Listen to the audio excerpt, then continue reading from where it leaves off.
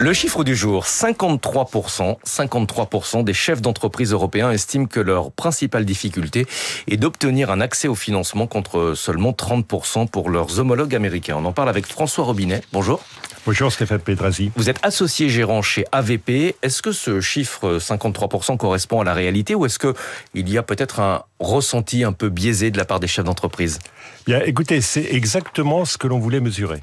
Nous investissons sur les sociétés innovantes depuis les toutes petites jusqu'aux beaucoup plus grosses, à moitié aux États-Unis, à moitié en Europe, et on a toujours vu beaucoup de similitudes, effectivement, dans l'esprit d'entrepreneuriat des deux côtés de l'Atlantique, mais aussi des différences qu'on a voulu objectiver en créant un indice, et notamment en mesurant où étaient les difficultés pour ces entrepreneurs. On a été surpris de voir que la première d'entre elles était l'accès au capital.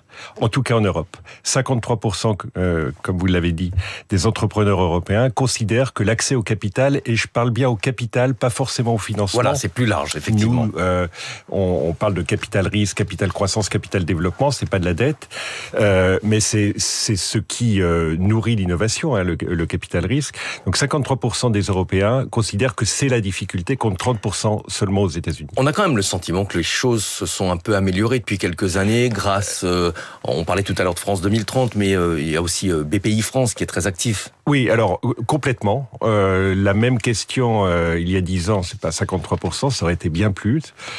D'abord, l'univers des fonds d'investissement en Europe, c'est considérablement développé, notamment depuis 5 ou 6 ans. Les entreprises, les bonnes entreprises, les plus avancées au début de leur parcours n'ont pas de problème. N'ont pas de problème. Certains ont dit que j'exagère un peu, mais ont moins de problèmes pour trouver des financements. Par contre, c'est dans les stades plus avancés que ces problèmes surviennent.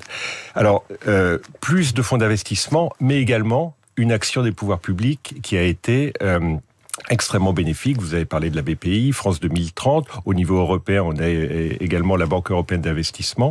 L'argent public intervient en Europe là où l'épargne de long terme intervient aux États-Unis avec les fonds de pension qui investissent massivement dans l'innovation. Comment est-ce que les entreprises se financent généralement ?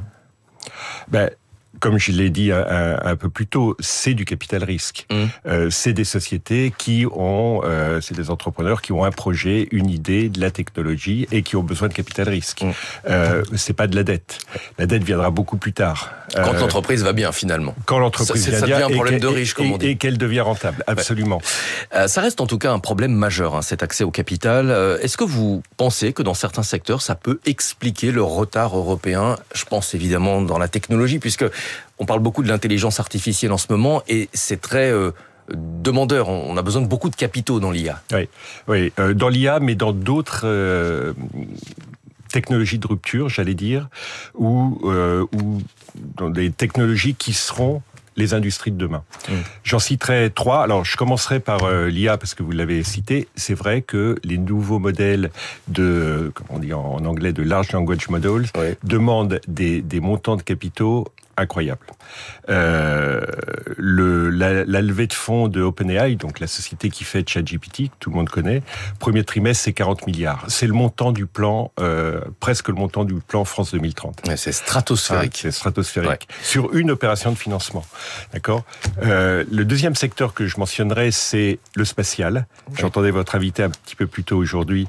Le spatial, qui est la nouvelle frontière en termes d'industrie, a des besoins de capitaux excessivement important également. Et la troisième, c'est l'ordinateur quantique, où on a... Qui est la prochaine révolution technologique. Qui est la prochaine révolution technologique, et où on a en France des sociétés de premier plan. Est-ce que l'abondance de capital, comme aux États-Unis, n'entraîne pas quelques excès ? On entend souvent que cette abondance n'encourage pas l'efficacité dans l'utilisation des capitaux.